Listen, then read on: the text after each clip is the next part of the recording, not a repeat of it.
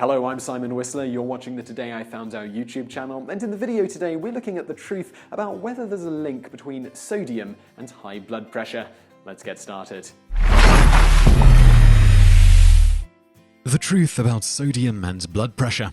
The debate over eating too much salt has been around since the 1960s. Almost every major governmental health organization embraces the idea that eating too much salt is damaging to your health. Most major news outlets report on these recommendations, and many people try to follow them.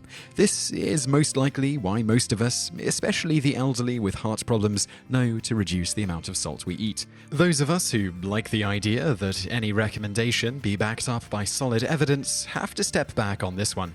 It turns out there is currently no solid evidence that salt will chronically raise your blood pressure. Yes, none. So why have most health organizations pushed the idea of low-sodium diets? The theory behind their supposition is sound, and there are some studies that show a minor risk of elevated blood pressure with extremely high salt intake. Unfortunately, there are many other studies that show no increase, and still some that show reducing salt intake might actually raise your blood pressure. Let's look at the controversy in more detail. The idea that salt will increase your blood pressure has to do with osmotic pressure. Osmosis is the movement of a solvent, in this case water, across a semi-permeable membrane, like cell walls, from areas of lower solute concentration, in this case salt, to areas of higher solute concentration. This naturally equalizes the solute concentration on both sides of the membrane. The osmotic pressure is also why salt can be used to preserve meat. So the theory goes that when we eat too much salt, our bloodstream has more sodium in it than the surrounding areas of our body. This causes the water in those areas to be pulled into our bloodstream. The increase in water within the arteries and veins causes an increase in pressure within the arteries and veins. The salt itself also acts like an irritant within the arteries, causing them to constrict. This too is thought to increase your blood pressure.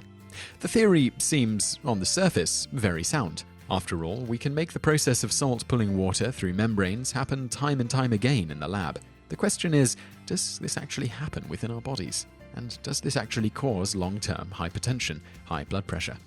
In 1969, Lewis Dahl testified before Senator George McGovern's Select Committee on Nutrition and Human Needs. He was concerned about the high concentrations of sodium in baby foods and thought this might cause increase in people's blood pressure long term. His reasoning was that studies done on rats showed increases in the blood pressure of the rats. The conversation about salt and hypertension began to circulate among health organizations. The National Institutes of Health in 1972 began introducing high blood pressure education programs.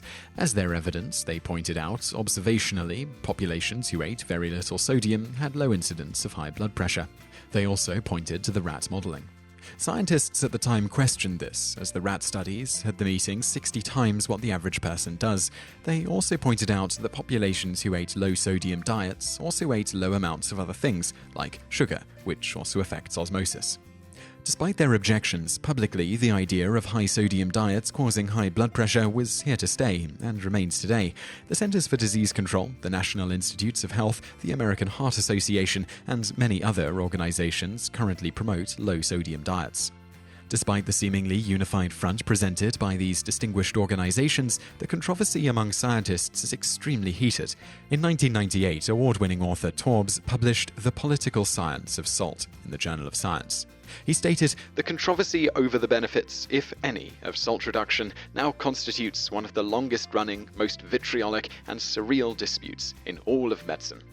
One Surgeon General in a report wrote the speed with which the US federal agencies embraced sodium reduction stood in stark contrast to how long it had taken for recommendations to emerge on the importance of reducing blood cholesterol levels. He also noted that the difference was even more remarkable considering the absence of published research that actually tested the theory. On the flip side, Sir Michael Rawlings, the chair of the National Institute for Health and Clinical Excellence, who promotes salt reduction in diets, argued that guidance in policymaking is based on the best available evidence. The evidence may not, however, be very good and is rarely complete. Not a very strong argument for reducing salt intake. Let's look at a few relatively recent studies.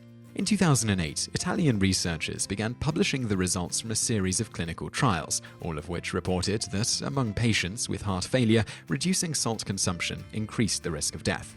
These studies were followed by others, which showed that among type 1 and type 2 diabetics, healthy Europeans, and patients with chronic heart failure, those that ate salt at the lower limit of the normal range were more likely to have heart disease than those who ate salt in the middle range of normal.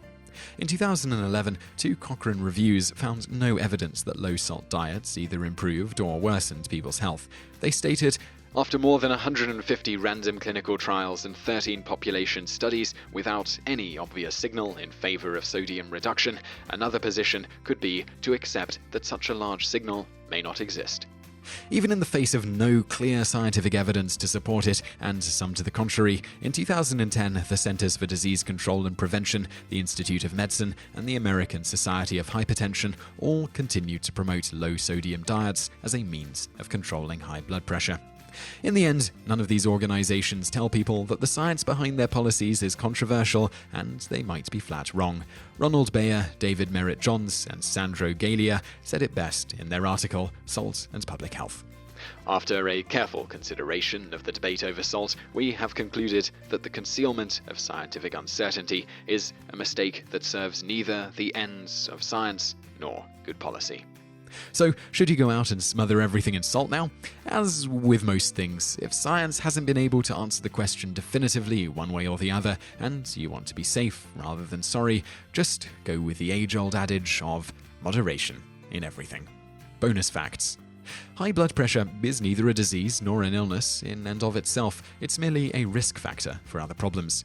For instance, if you have chronic high blood pressure, your risk of having a heart attack or stroke goes up significantly. This high blood pressure could be caused by excessive plaque on the inside of your artery walls, making those arteries, in effect, smaller. Think plumbing. When the pipes that transport fluid get smaller, the pressure that same volume of fluid exerts goes up. What happens if your blood pressure gets too high? I'll answer that question with another one. What happens if the water pressure in your house pipes gets too high? Your pipes burst. Same thing here. Should your blood pressure get too high, your arteries have a greater chance of bursting. If there is too much gunk inside your pipes, plaque inside your arteries, that ball of gunk could get too big and clog off your pipes. Seems bad to me, especially if those arteries are in your brain or heart. It's not like the kidneys where you have two. You spring a leak in those 2 organs and your family finally get that big payment from your life insurance policy. Not really the best way to get paid. Well, unless you're really a jerk and everyone in your family hates you, then they might not mind so much, but you certainly would. Bonus fact 2. Blood pressure is measured in millimeters of mercury. For reference, 1 psi, pounds per square inch, is equal to 51.7149326 millimeters of mercury. If you were bleeding and wanted to stop the blood loss with direct pressure, and you should, you would only need to use about 3 psi to stop it. Unless you have really high blood pressure, then maybe 4 psi. Either way, it doesn't take much pressure at all to stop the bleeding. Bonus fact 3. The first known experiment to measure the exact pressure of blood was performed by Stephen Hales on the 1st of December 1733. He took a live horse, attached a tube to her left crural artery, then allowed her blood to rush through the tube. It rose to a height of 8 foot and 3 inches. He noted that, when it was at its full height, it would rise and fall at and after each pulse, 2, 3, or 4 inches. Yes, the horse bled out, but don't think Mr. Hales was too cruel. He performed the experiment on a horse that was to be put down anyway. To the horse, I'm sure this distinction didn't matter much, of course.